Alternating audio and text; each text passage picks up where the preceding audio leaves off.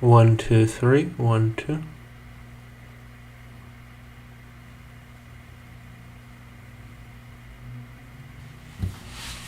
One, two.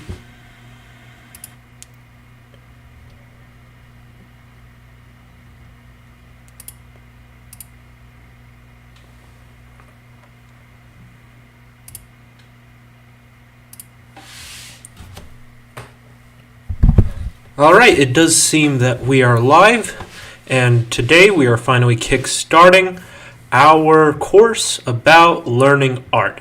Now, a couple of disclaimers before I start talking about Goya. I am not a trained art historian. I will not teach you anything new about Goya. I will not propose any new theories. I am here for you if you want to enter the world of art and if you just don't know where to start with one artist or another. So, if you want to learn more about an artist, please throw down comments. Please throw them down in the live stream or later on after the stream. And with this, we're going to begin with Francisco de Goya y Lucientes. Forgive me for my lack of Spanish. So, what do we know about some basic biographic facts about Goya? Well, we don't care that much. We're going to start right when he started with his art. This right here is the first record that we have of Goya.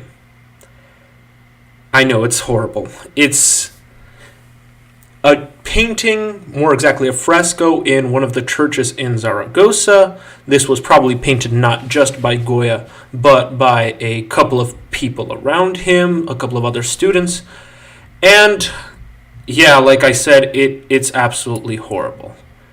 I'm going to turn your attention to the Pope or the Cardinal. I forget who is shown here, but almost a comic book.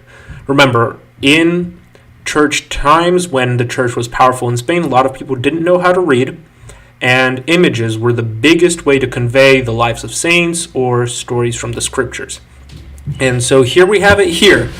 We have, for those who are probably more educated, we have a bit of a comic book here.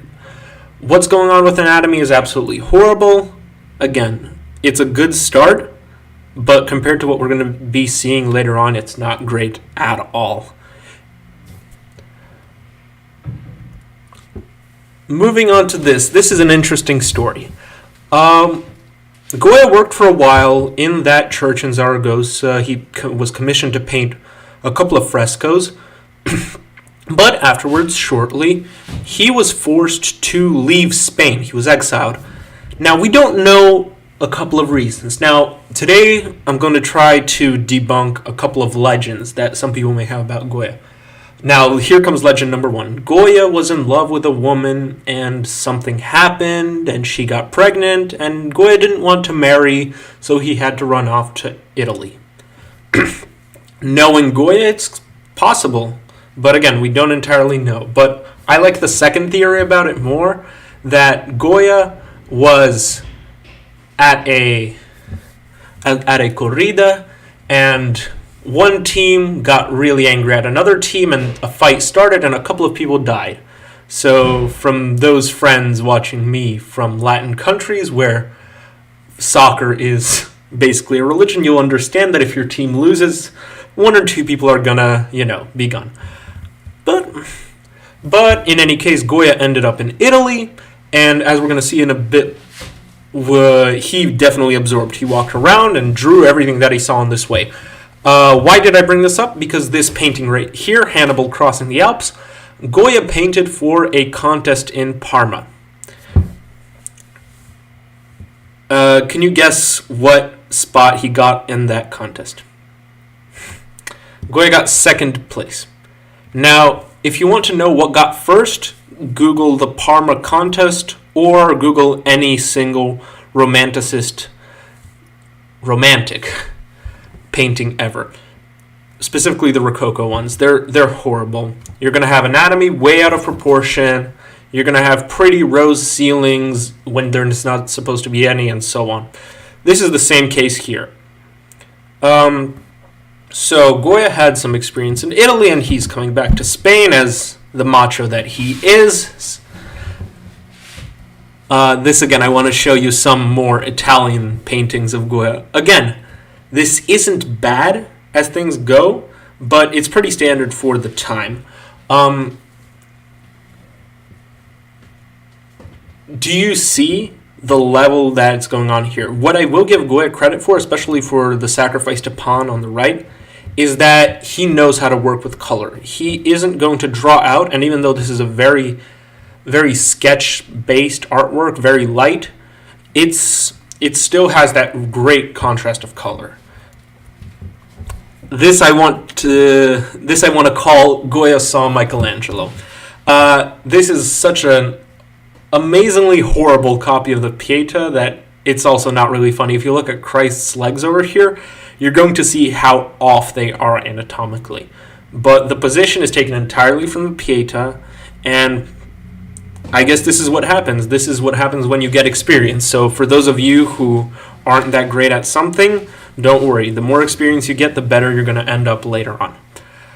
So after Italy, Goya finally returns to Spain, and he is commissioned by his brother-in-law, actually, to start working for the church again. And so Goya goes back to what he did before Italy. He starts painting frescoes for the church. This is the adoration of the name of God, and again, absolutely horrible. Goya went to Italy, he got some experience, but I can imagine that one of the church leaders got really angry at him and started to tell him what to do. So this is entirely copied of Tiepolo and his types of ceilings where people are sitting on clouds and almost falling out of them. If you want to see that, if you're into Rococo, I don't know why you would be, please Google Giambattista Tiepolo, and you're going to see that this is taken entirely from him, just with the composition changed and with that absolutely horrible yellow triangle added in the middle. Yeah, I really dislike this artwork, and if you told me that Goya, the one that we know, is going to come out of these kinds of paintings, I wouldn't believe you if I didn't know. So, but we need to carry on, and so Goya does a lot of these church works. Another one, I really want you to appreciate what bad anatomy looks like. For those artists who think that they don't need to learn anatomy, please learn it. Do you see this angel? If you imagine the cloak's gone, you're going to see how twisted the legs are out of proportion. And the same with the hand of St. Anthony. Again, I'm really fascinated by this artwork in particular because this is the Temptation of St. Anthony. If that doesn't ring a bell, then it should, because you should look at the paintings of Bosch, at the paintings of Bruegel, and you're going to see that the Temptation of St. Anthony is a really popular topic for those artists who are involved with nightmares and involved with painting them. So for Goya, this is going to be exactly his theme in his later life, but right now he doesn't have any monsters, he doesn't have any of those beautiful demons that he will have later on. He just has this pretty angel way bent out of proportion and way bent out of anatomy. Moral of this part of the stream is going to be learn anatomy, artists. This is, again, one of the earlier portrait paintings of Goya, not portraits, but I want you to, again, see how beautifully he feels color, and this is what he's going to come to later in his life. He starts to hint at it, but he doesn't get to it yet. This is what Titian said, where there are no lines in nature and there are no lines in art. There's only patches of color, and Goya really gets at this in this painting. He only works with color. There's not a single line here, and yet it's really nice. Of course, the perspective is messed up, and there's no depth in the artwork. The sea is really mixed up with the sky, but it's amazing. His color perception and this color tone that he's going to keep is absolutely beautiful. But life goes on, and Goya is finally summoned to Madrid to work with his brother-in-law.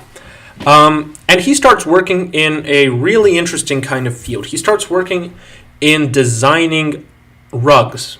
These aren't rugs in the same way we imagine them. They're more like tapestries that would be hung in bedrooms, in other rooms. They're sort of like an interior design piece. And so, in order to weave these, you need to have a sketch, you need to have an artwork for these. And Goya starts working on that. He starts designing these kinds of things that could be put in houses as pieces of interior decoration. Remember this.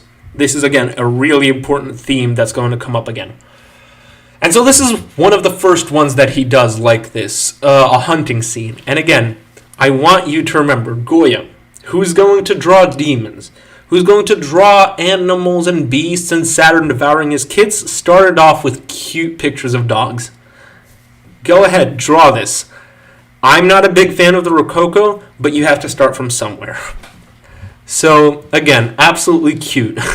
If you like this Goya, the one who draws cute dogs, boys and girls, and royals, go ahead. I can't judge you at all.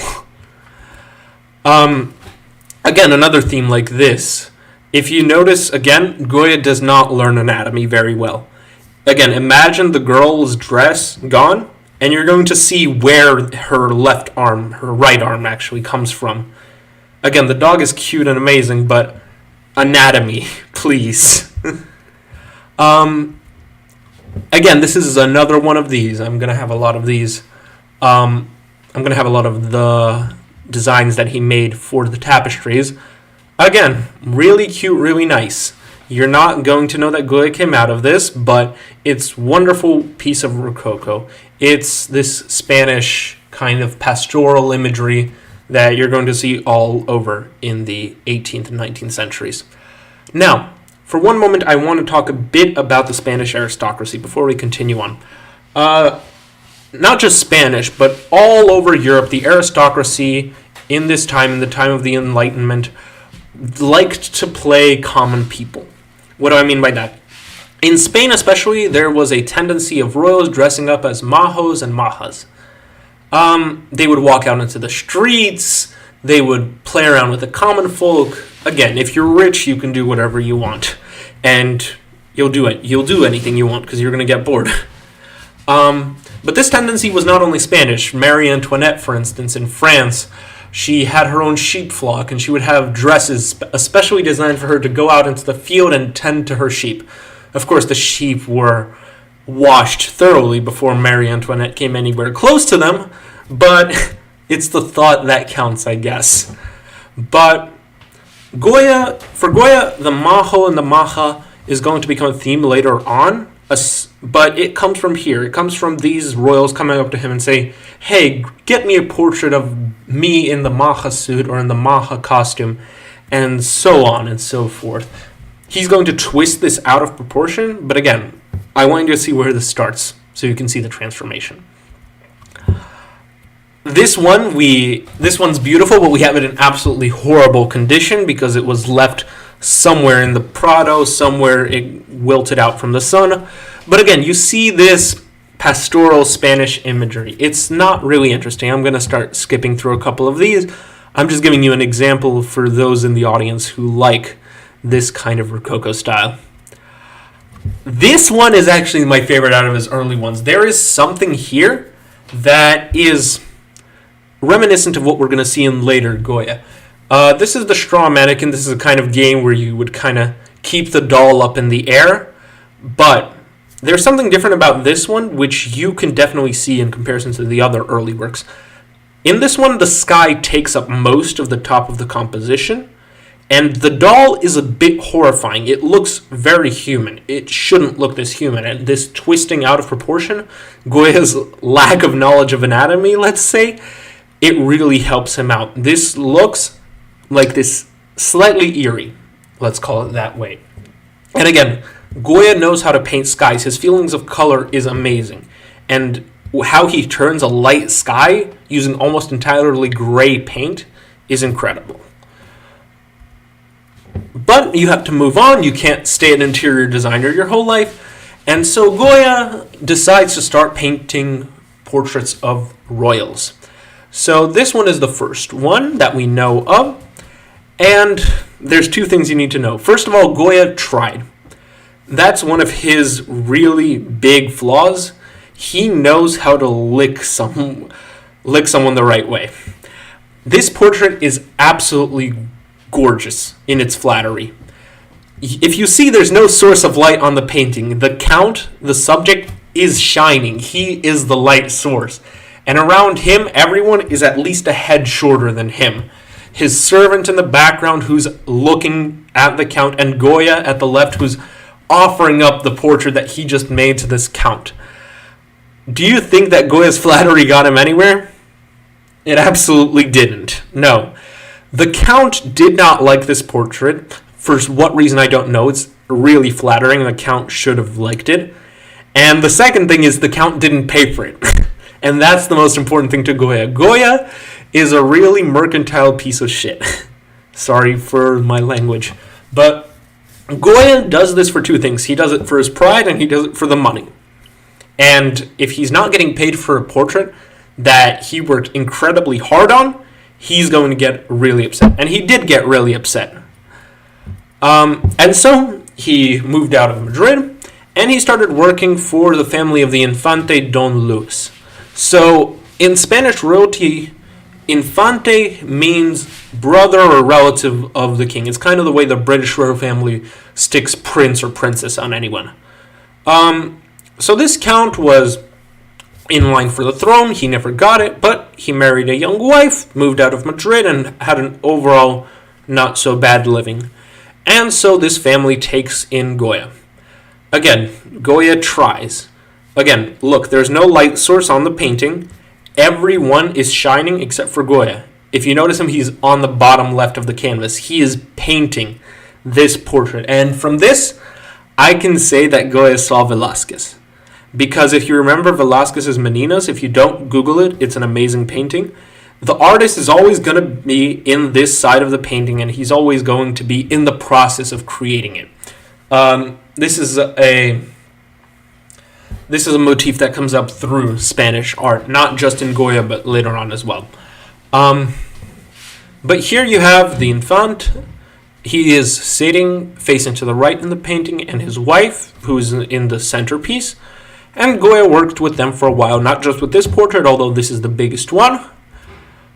He does a lot of portraits. And here I want to mention another thing. In Goya's works where he paints royalty, he does everything amazing. He makes the body look incredible. He makes a pretty costume. He gives pretty hair. But faces always look more or less the same. I won't say he doesn't know how to paint them. He definitely does. But he kind of stylizes them the same way an Instagram filter would. He makes them all the same, pretty 3 pounds of makeup on top. Again, the composition in this work is incredibly set. The sky is beautiful. The way he makes light with only gray is incredible. But I'm personally not a big fan. It's not a portrait in the same way as, for instance, Dürer would do it, or other masters of portraits. He doesn't exactly give you the feeling of who this person is. This will change later on, but I'm talking mainly about the early works. These are a couple of sketches that he made for the big portrait I showed you before. I want you to see how he paints hair, especially in the right one. There are no lines. This is another thing I want aspiring artists to remember. In art and in life, there are no lines. There's only patches of color. And the way that he paints hair with just patches of light and dark brown is the way that you should try.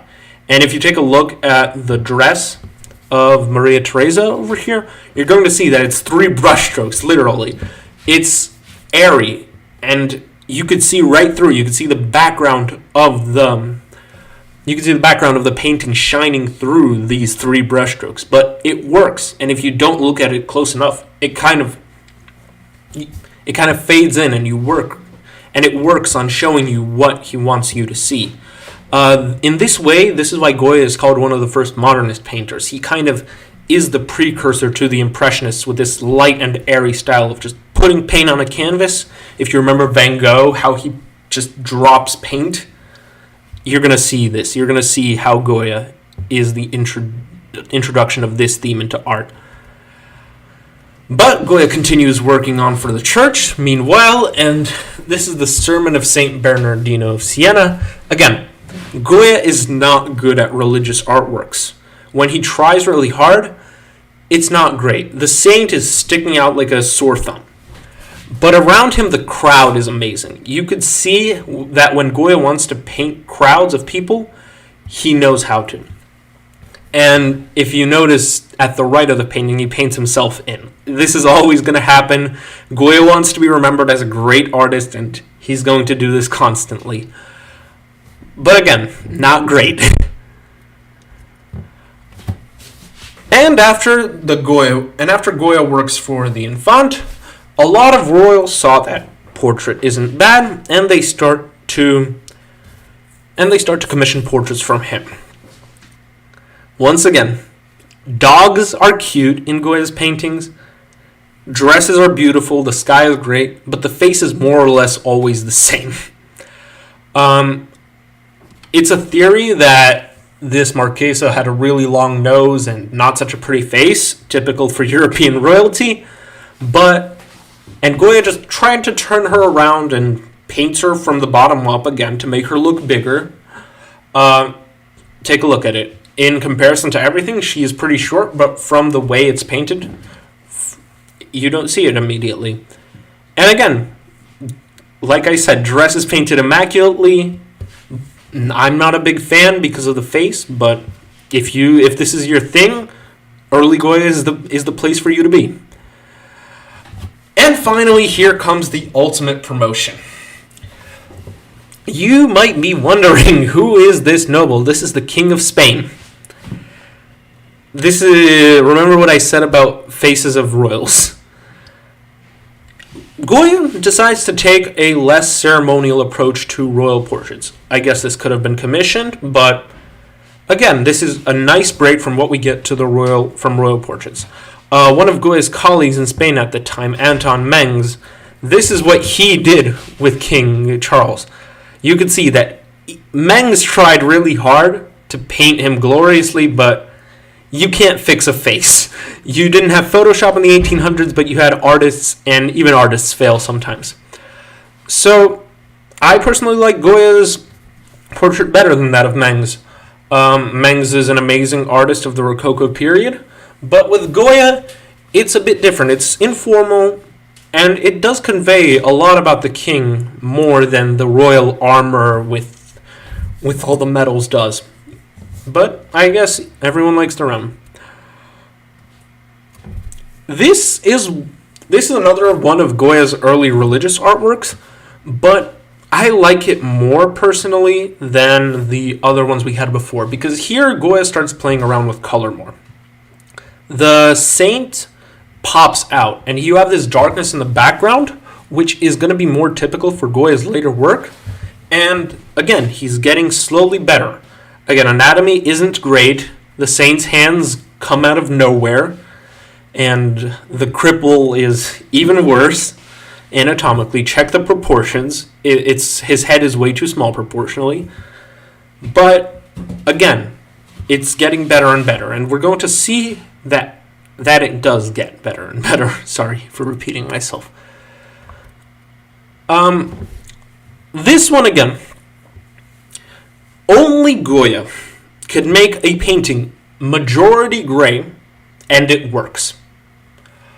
It works based off of the contrast with the red suit of the boy in the painting, but again, I really like this color-wise. I'm not a fan of the composition, although it's frankly amazing compared to the other ones we saw earlier, but my favorite part about this paintings is the cats. What Goya can do is make demons, and this is the start of this. Especially the black cat in the background, I could imagine it in his later artworks, just with bigger fangs and bigger claws jumping out at you from the canvas. But again, this one, if I'm not mistaken, is in the Metropolitan Museum of Art, not in the Prado. And it's huge, so if you are in New York, I feel like you should visit it, because this is a great experience of seeing how gray works in a painting. Another one of these, this one is also, if I'm not mistaken, in the Metropolitan. If you notice, the faces of the mother and the child are almost the same. The best part about this is, again, the color choice and the way the dresses are painted. Don't have much to say about this one. This is the holiday of San Isidoro. Now, I need to take a short break from Goya and go to Levon Feuchtwanger. If you know a bit about Goya, then you know that Feuchtwanger wrote a novel about him called Goya, and I believe The Tough Way of Learning, or something along those lines. If you like cheesy romance novels, go ahead, read it. I don't, and everything Feuchtwanger says in that novel is false. More specifically, he writes that Goya painted this beautiful picture of a party after his daughter got sick, and then on the holiday of San Isidoro, she got well. No. Goya got a commissioning of some Spanish royal, probably, to paint this, and he did.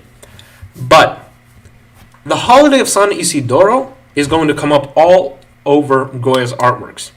And you should remember it, because the way it transforms from 1788, to how he paints it 10, 20, 30 years later, changes drastically, and you're not going to remember the way it looks. Finally, Goya starts his thing. This is what I like to call the first one of Goya's demons. Again, he's not that good at painting religious scenes when he's being moralistic and preachy, but here it works. The saint that sticks out like a sore thumb, again, as he does in most of Goya's artwork with saints, works. Because here we have it contrasted with the demons on the left. Again, they're not as creative as Goya's later ones, but the composition is set amazingly with the light and the dark half, especially with that round window in the background. Goya knows how to scare you. For us, this may not be that scary, but imagine 200 years ago how people would react to this. And again, remember what I said about the tapestries. Goya doesn't change format that much. This could still be put on a tapestry the same way that the straw doll or the collection of grapes could be put. But you wouldn't want to live in the same room as this painting. Am I right? But demons are demons and work is work, and Goya continues on painting. In this picture, all the children have the same face, like I said before. But I really like the color choice and how the bottom side of the bottom half of the wall is almost entirely black, and how on that contrast all the kids pop out. Meanwhile, the father's suit, which is also black, it doesn't actually mix in with the background, which is surprising because it should. But learn color theory from Goya. And finally, Goya reaches again the ultimate promotion. In about this time in the 1780s, 1790s, late 1780s, my bad, he becomes one of the big court painters of Spain. And he starts painting the royal family. These are a couple of sketches that he makes for the big artwork. And as you can see, the king and queen of Spain don't particularly look like the most inspiring leaders. Goya tries again. He makes them the light source in the painting. He pops them out, but there's not much you can do with stupid people. And again, I want you to see what Goya does versus what, for instance, Mengs does. Goya is on the left, Mengs is on the right, and of course, Mengs painted his when the Queen of Spain was a lot younger. This was probably one of the bridal pictures, but you could see she wasn't that pretty to begin with. But Mengs tries. He places her head at a different angle so that the nose doesn't pop out and isn't that big. He does a little bit of Photoshop on the face. Goya doesn't even try. This is the one time where he could have put his standard face, but he doesn't. Again, whatever's happening to the hand in Goya's is impossible to watch, but the dress is perfect. And I guess the Queen of Spain, Margarita Luisa of Parma, she was really smart. She knew that she wasn't a supermodel, but she knew her worth. And we're going to see this later on when things come to the caprichos. And in 1793, one thing happens that isolates Goya. That's his first step. Goya went deaf. We know that it was after some kind of sickness, but we don't exactly know how. But Goya finally gets locked into his head. And this is the first step that he gets to start thinking about all the demons that he accumulated throughout his life. And he starts painting them out, which is, in my opinion, the best therapy that you can do. If you feel like you have something that's troubling you, put it on a piece of canvas or a piece of paper. Even if you don't know how to draw, something's going to come out of it and it's going to help you a lot. But Goya does a more radical approach. He starts literally painting all of the horrors that he can imagine. Remember the tapestries. This is the same format, except you wouldn't want to live with this. This is the death of the picador. And for those of you who were in Spain or live in Spain, you know the corrida. It's beautiful, it's amazing. But you want to see a moment where the picador kills the bull, or the matador hones over the bull. But you don't want to see the violent moments like these. And Goya puts them directly for you. This is one of the more non-violent of these works after he went deaf, but you could see that he starts to open up. The actors are pretty insignificant and they start to basically blend in with the rest of the composition, but you have a beautiful sky. An absolutely incredible gray sky, which, despite all of the gray in it, looks light. Again, it's fascinating to me how he does this. And we continue on with his themes. You can see Goya was really depressed at this time. He could not do portraits because doing a portrait at this time is basically like going to the barber. While he does his work, he's talking to you, you pass jokes, but since Goya is deaf, you can only pass notes, and what royal is going to do that? Write notes to the artist. So he starts painting entirely for himself. This is not for sale. The Fire at Night, it's a bit bad quality. It's not the best quality of painting, but I couldn't find a better reproduction of it. But contrast is amazing. It gives you this idea of people getting pulled out in their nightshirts and everything.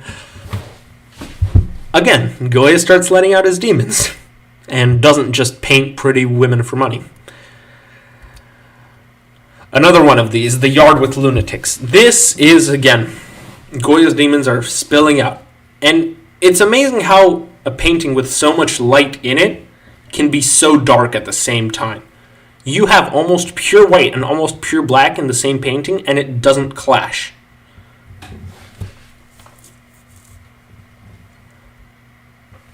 Again, remember the tapestries. Same format. If the person on the carriage wasn't holding a gun and was holding a bouquet of flowers, you could have the same thing. But you see how there's already 1, 2, 3 corpses on the ground. Another noble is begging for his life. And again, beautiful pastoral scene in the Spanish countryside, if I can call this that. Here we have a break because Goya finally went over him being deaf, and this is his second step into insanity. Goya begins his relationship, if you can call that, with the Duchess of Alba. The Duchess of Alba takes him out of Madrid into her estate, and he starts painting her in all different ways. And we're going to see this later on, because it is all different ways. Again, Goya thought he was cute. The dog is incredible, as always, and with Goya. But he wrote in the sand to where the Duchess is pointing at, here was Goya, essentially. Goya painted this. Which could be said both ways. It could be said that Goya was with the Duchess of Alba, or it could just be that he painted it. Again, I'm not 100% sure, and no one is 100% sure, of what exactly was the romantic situation between Goya and the Duchess, but from what we can assume later on, Goya thought there was something, and thought of when she left him, it was a breakup. Another one of these, and again, look where the Duchess is pointing. She is pointing at the Goya's signature, which could be taken one of two ways. And if I'm not mistaken, in this painting, Goya puts his name on the Duchess's ring. the one on the right in the painting. But again, it could be taken one of multiple ways. What I find more interesting here is the costume that Goya puts on the Duchess. This is the Maja costume that I was talking about earlier. And again, everyone who was royalty in Spain was playing like a Maja. The Duchess of Alba specifically, there was a story where she dressed up as a Maja, walked out into the streets of Madrid, picked up a poor student, brought him over to a brothel, something happened, she called him over to the palace the next day. Again, when you have money, you can do whatever you want. Long story short. This is one of the more creative ones that he does. You can see that the Duchess is trying to paint the lips of one of her servants, and the servant is literally beating her away with a cross. I found this pretty funny. So I'd like to believe that this was done either late in the period where Goya stayed with the Duchess, or during the time when she kicked him out. And once she did kick him out, Goya took it not so well. He took it as a breakup, and he started to make what I like to call the proto-memes. These are the caprichos. And if you take away one thing from our talk today, please take away the caprichos and look at all of them. They are amazing, and they are wonderful, and I love them so much. This is Goya thinking, like most people after a breakup, that everyone is stupid, everyone is horrible, all of life is bad, and I'm going to laugh at it. And so he starts this series of 70 or so prints, if I'm not mistaken, with this etching. This isn't the best of his etchings in terms of technique, but it's beautiful. You see him all noble, deaf, post-breakup Goya, incredible. And all of these do have snarky comments attached to them. For instance, this one, two of a kind. If you take just a quick look at this, you're going to notice who the woman is that he's painting. It is the Duchess of Alba, from which a lot of people make the assumption that Goya took the breakup horribly. And you can see how the gentleman in a Majo suit is looking down at the Duchess of Alba's chest. There's another one of these, which I believe is called Even Like This, He Can't See Her. So you could see why these are so funny. Yes, exactly. This one was the one I thought of. Even thus, he cannot make her out. You could see where the gentleman is staring. But Goya decides not only to laugh at the Duchess of Alba, he decides to laugh at every single person that employed him. This is, as you can imagine, an attempt at satire at Spanish royalty. Goya paints them as donkeys with lineages of donkeys going back. Again, really funny. But Goya doesn't even spare himself. He paints himself in as the monkey that is there to entertain the donkeys and to paint them over. You see that in the etching, the monkey paints in the donkey as a lion in order to emphasize them. If you remember the paintings that he did of the king and the queen of Spain, this is pretty funny. But this is the most famous one, and the one that we are going to stop the most at. The Sleep of Reason Produces Monsters. This is an absolutely incredible work that shows what Goya's theme is going to become from now on. If you look at an earlier version of this, I had the pleasure of seeing it at an exhibition, you're going to see that this is actually Goya. This is a self-portrait. In the earlier works, he has his head up and looking directly at the viewer, but in the final version, he decided against it, and we have this.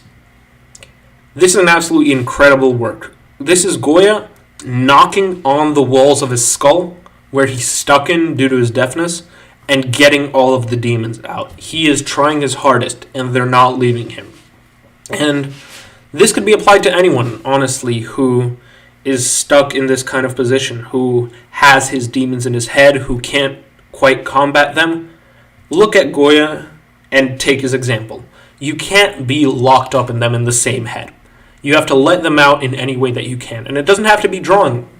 It could be music, it could be cooking, it could be whatever you want. But as long as you keep them in, they're going to keep haunting you. Again, sleep of reason produces monsters. Another side note about this, if you should know something about romanticism basically claims that everything rational is stupid. Everything that humans made is horrible. And that we should just return to nature, and that in the natural world we're going to go back to the way we should truly be. And Goya partially signs up onto this. He does not like the rational.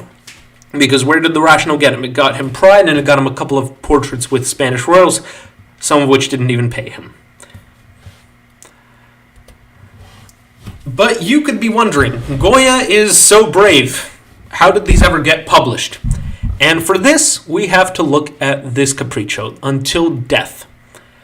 This was a really, really brave one. Because if you look at the face of the old woman who's prepping for the ball, and her two lovers, this is a clear stab at the Queen of Spain. And she was smart. She couldn't have ignored this. But Goya found a way out. He gifted all of these prints to the Spanish royal family. And the Queen, who figured out that these would be quite popular among nobles, especially with the comments and the light air of satire, she started to print them from the printing shops that belonged directly to the royal family, and she would be the one who collected the profits. Again, she may have not been a supermodel, but she was certainly a very smart woman. And she decided to conveniently ignore this because everyone knew that the Queen of Spain wasn't faithful to her husband, and we're going to talk about why in a short bit. And her two lovers over here on the right, who are one's looking away and one's trying to cover his mouth about how funny this whole situation is. Capriccios are amazing. Again, you should look at them more closely after we finish. Another quick shot at the Duchess of Alba, this time combining the image of a maja with the image of a witch.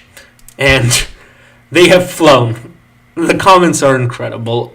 There's a theory that Goya didn't write all of them, that he collected them from a bunch of his intellectual friends in Madrid, but in any case, quite funny.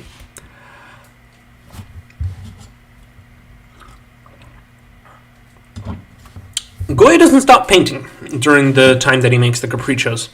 And again, these are some paintings that are not done for profit. They're not done for selling. Two things about this one. First of all, if you've seen this on a metal poster, which you probably did, you should know where it comes from. This is a Spanish painting that's 200 years old that looks incredibly modern and metal. Second of all, I want you to take a look at the background.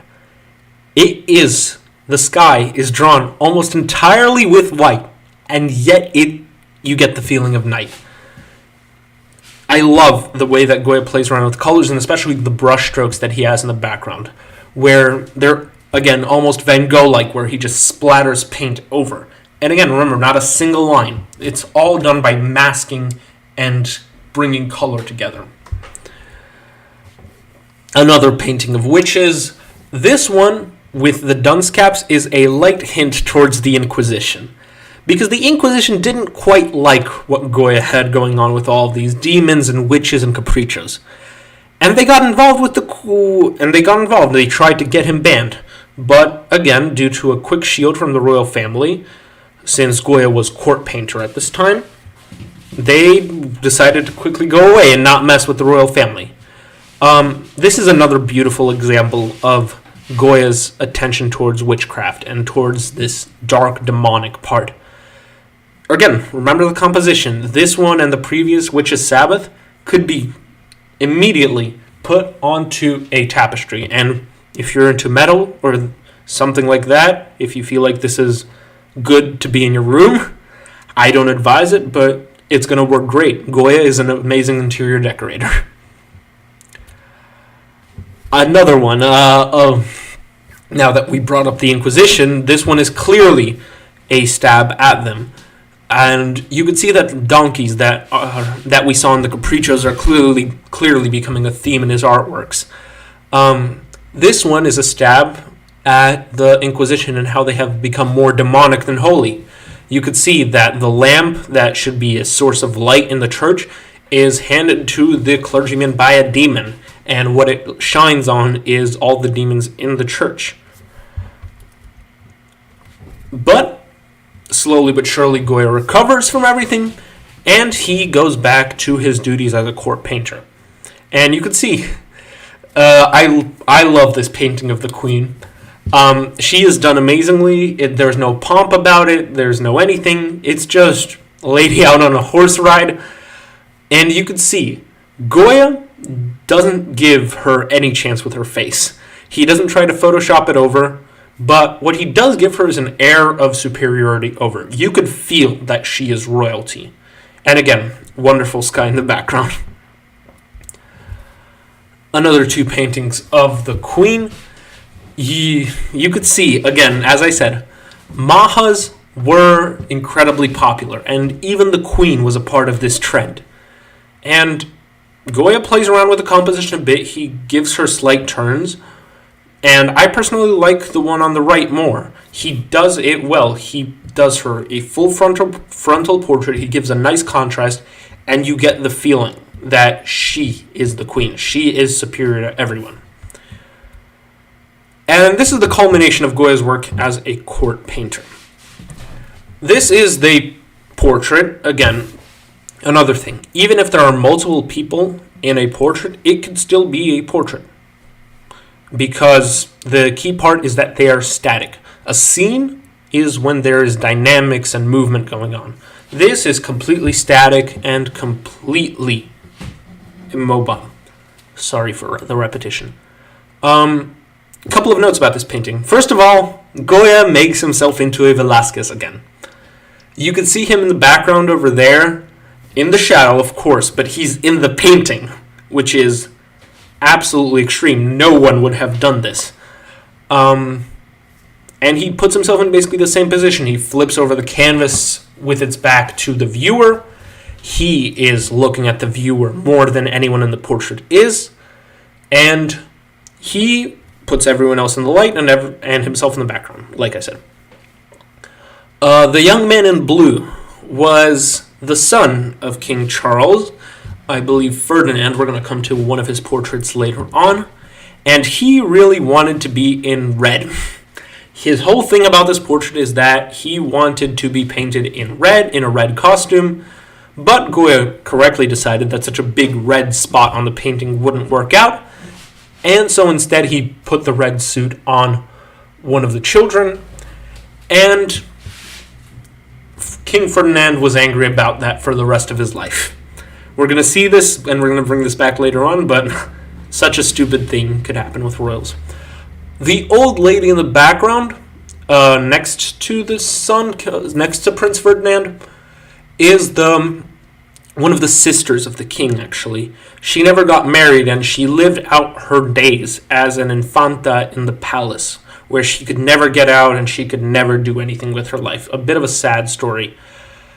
The young woman who has her head turned away from the audience is actually another funny story. Prince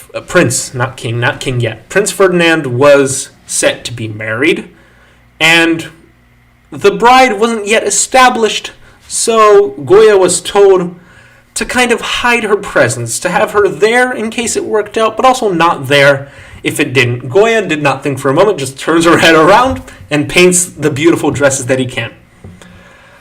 Again, the king and queen are a beautiful family of potatoes. Nothing much can be said about them.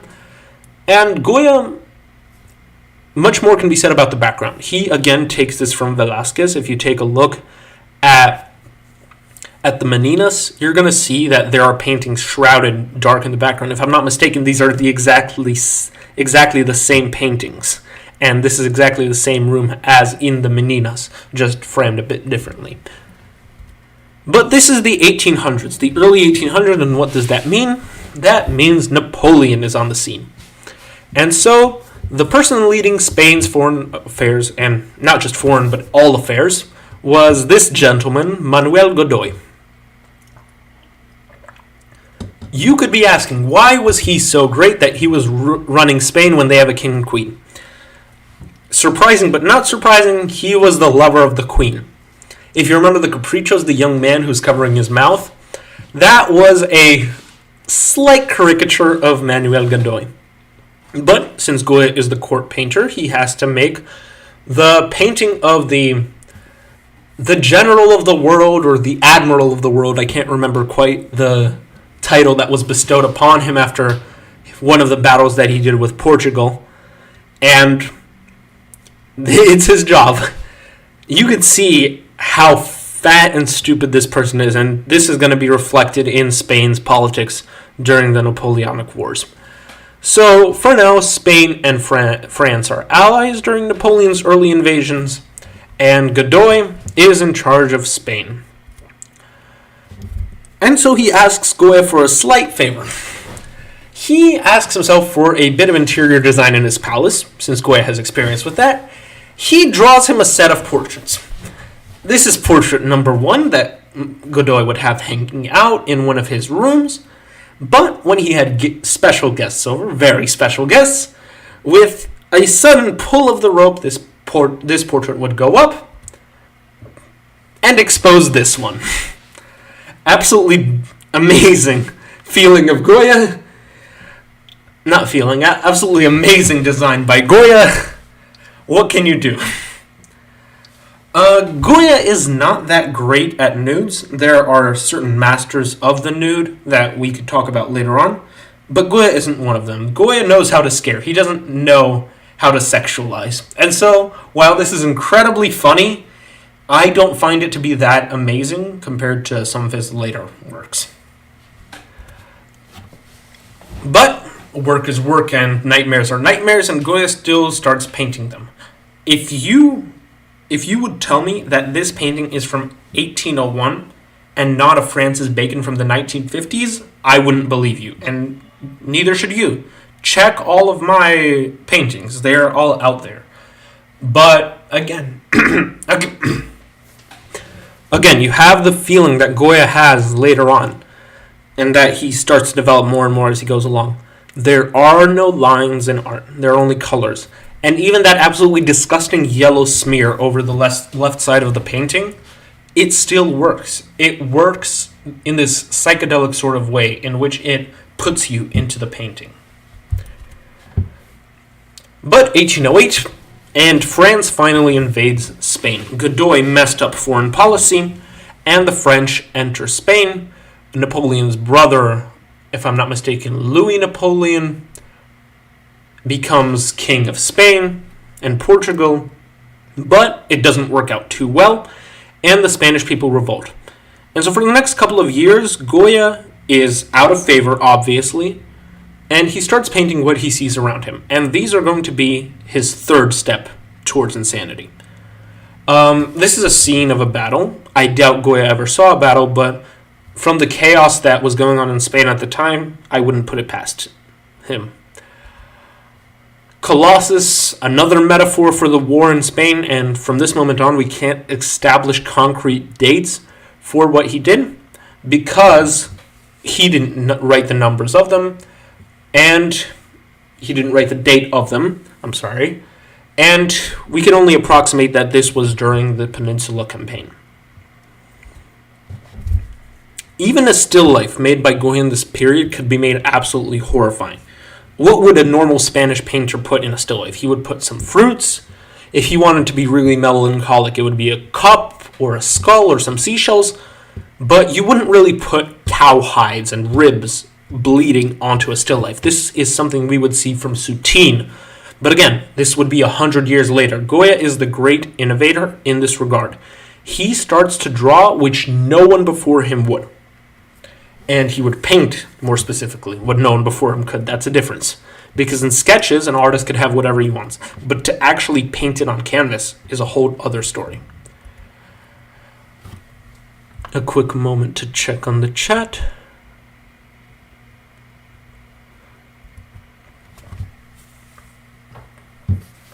So, here we have the continuation of the theme of the Maja, except Goya makes it more and more towards the side of I won't even say satire, but just absolutely laughing at the entire world. Where before the Maja would be pretty Spanish royals, now it's a common person, someone who would be a Majo, and those ugly people in the background. If I'm not mistaken, there's another version of this painting with a second old person, which is even more disgusting than the first. A bit side note about Majas before we continue. Why were they so popular with Spanish royalty? Simple answer. According to the code of the Majos, they couldn't work. And so whenever they would try to go about, they would hire themselves as prostitutes, as laborers for a day or two, but they could never work. They could never have a job, which resonated with the aristocrats. Goya continues on with those kinds of, I'll still call them tapestries, because that's what they are by composition, but you wouldn't hang this in a room. And if you would, you need some help. I am incredibly sorry.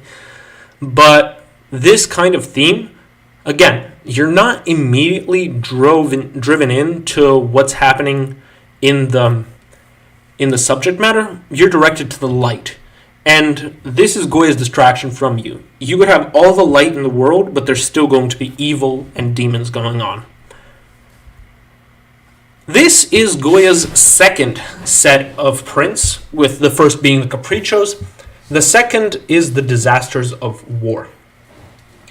These are much better, again, from a technical point of view than the Caprichos, but they still have comments attached to them, but they're much less snarky and they're much less funny. Not that funny. Sorry. What do we have here? We have a couple of Spanish civilian women killing French people, and this is a bit of a theme. French people killing civilians and civilians killing French people. That's exactly what happened during the Peninsula Campaign. And again, we're not quite sure whether he started them during the war and finished them afterwards, or did this all after the war, but I like to imagine that he did this during the war, because he had nothing else to do, and he could only paint the reality, not paint, but etch the reality that was around him. Another one of these, this is called What Courage? And you could see what kind of courage this is. The girl is loading a cannon when everyone else is dead and she's standing on a pile of corpses. If you have strong nerves, you should look at the Disasters of War, because that's all you need to know about the Peninsula Campaign. But if you're like me and if you're just watching this for entertainment, please go ahead and go back to the Caprichos and have fun with those. Another one, I'm not going to show this one for too long just because of how violent it is, but again, bit of a theme. French people killing civilians, civilians killing French people. Another one of the same kind, and with this one you could see what would turn into the 3rd of May. The 3rd of May is a painting that was commissioned after the war, and we're going to see it here. We're going to see it later on. And this kind of backs up my theory on that this was painted during the war. These are sketches that Goya made so that later on he could put them on painted canvas.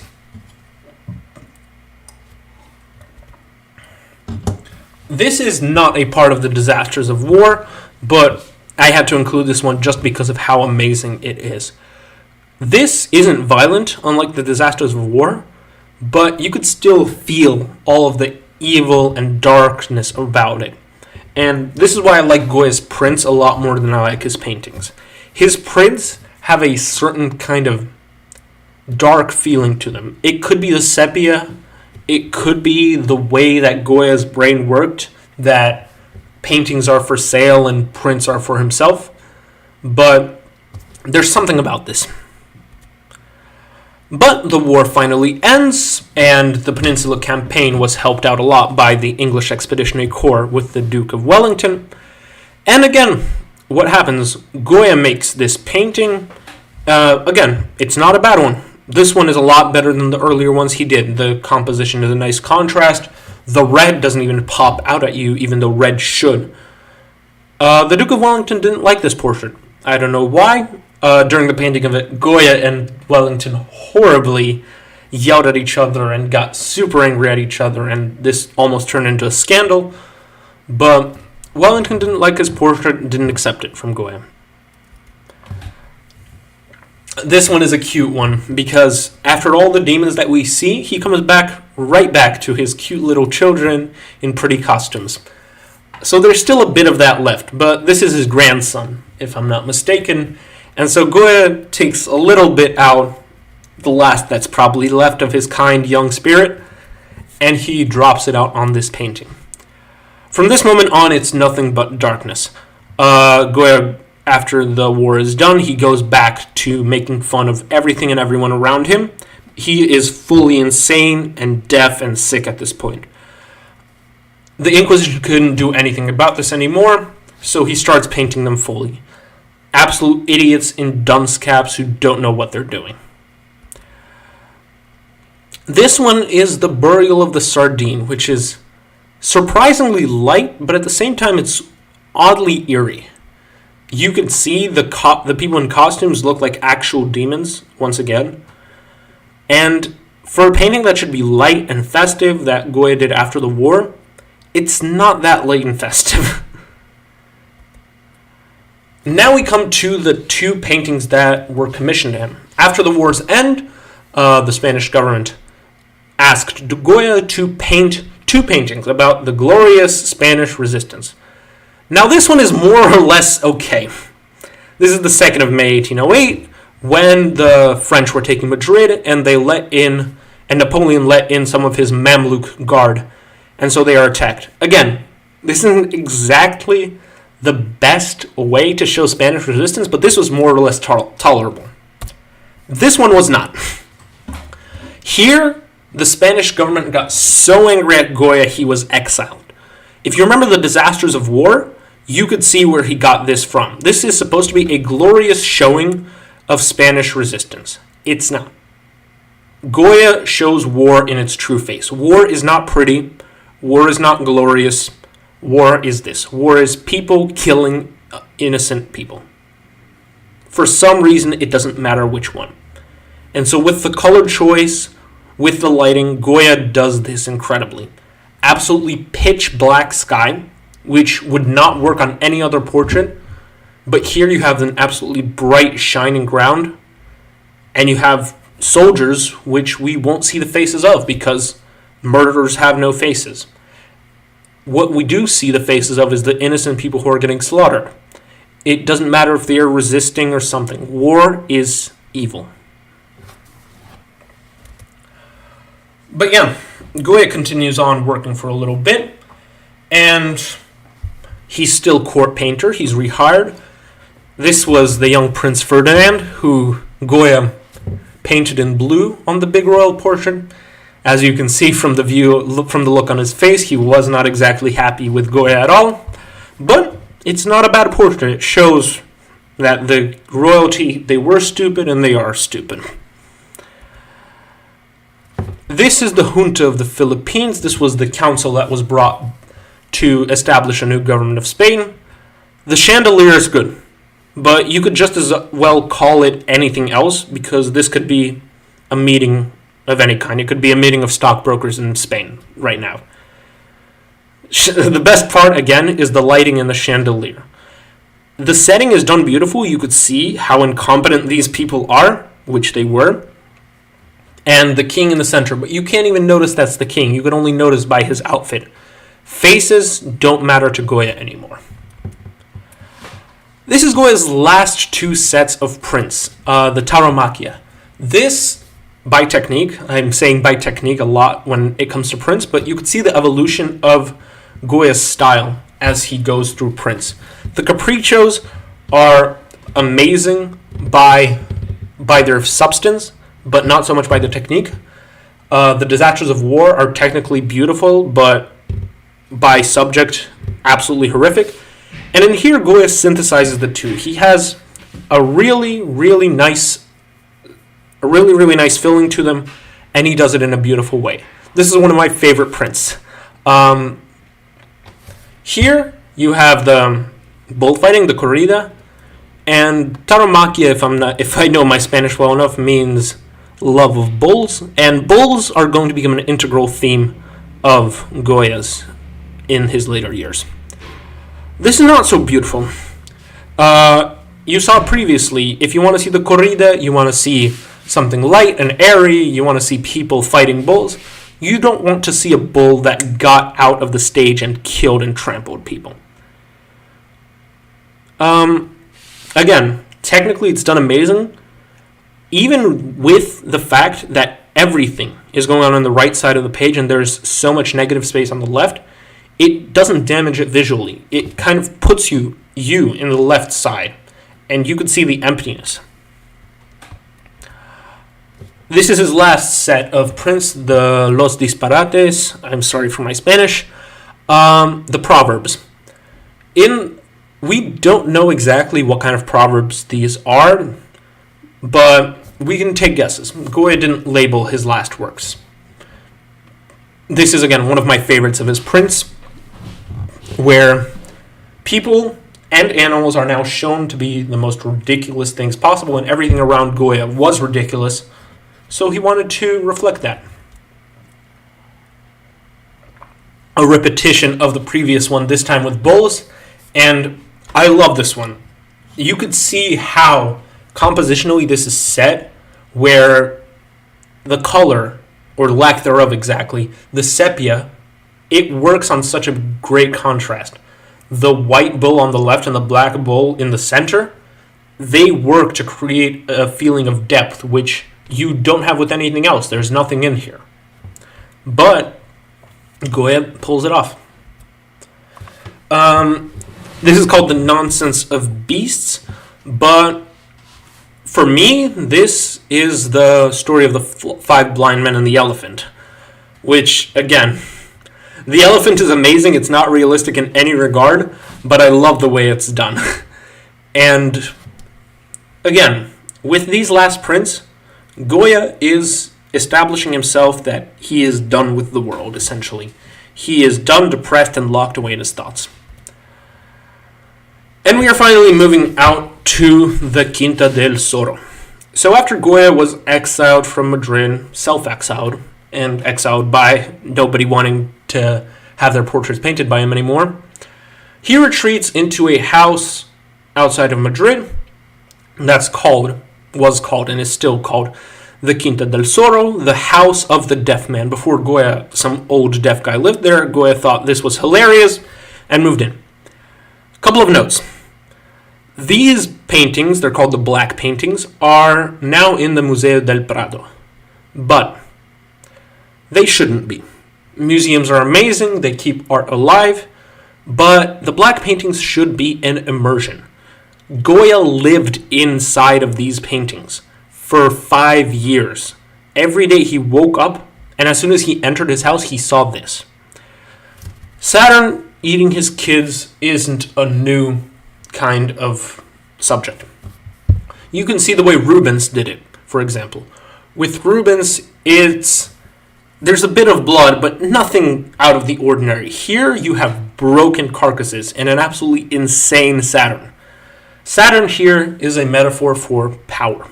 Power that devours and eats whatever it wants. If you remember, Kronos, or Saturn, is the god of time.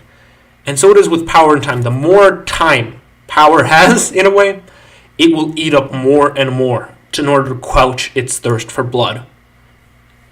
I don't think Goya thought too deeply about this, but this is one of the most inspiring pieces of art in the world. The dog. So it shouldn't take you that long to realize that this is a picture of a drowning dog. And while this is the most lightly framed out of all of the out of all the black paintings, my bad, it's not even that black compared to the other ones, it's still very depressing. This is essentially Goya's goodbye. The old man. Goya at this point is somewhere around 70 to 80. He is rotting, he is deaf, and he's going to put every bit of his suffering onto these walls. And then reading again this theme of decomposition. And the play with light and amazing, even though they're called the black paintings, I would bring them more akin to Rembrandt's, where there's darkness in the background and flashes of light in the front that establish the absolutely incredible chiaroscuro. Judith and Holofernes. This is, again, not such a new theme in Western art. In fact, it's very old. Caravaggio did it, Gentileschi did it, but in all of those cases, they show it in the process.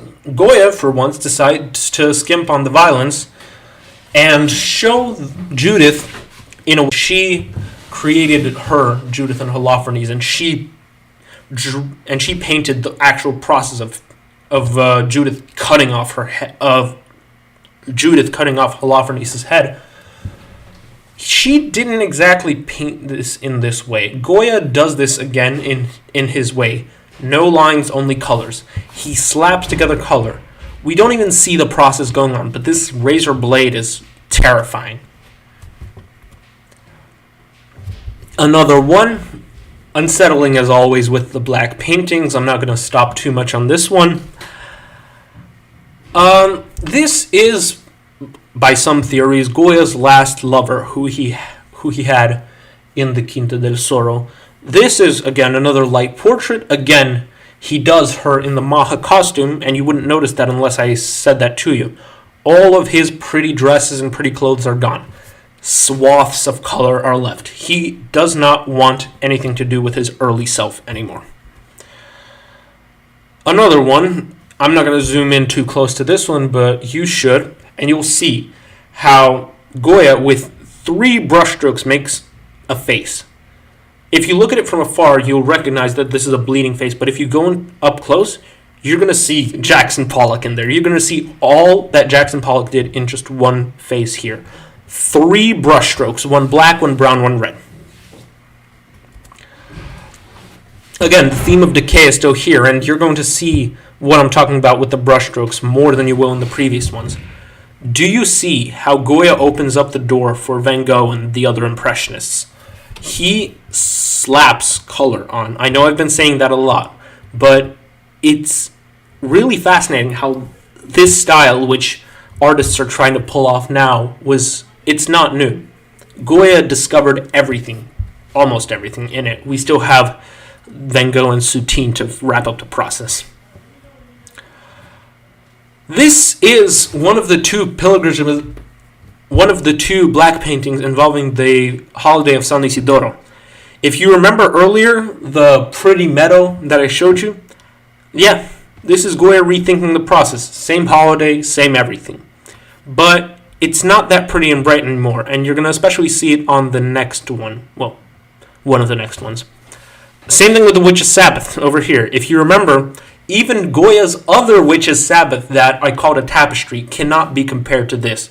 With this one, all masks are gone. The goat isn't even the biggest demon anymore. It's the people. And that's what Goya is trying to tell us. We don't need to look for evil in one big Satan or one big goat. We need to look for it within us, within the demons that make us up.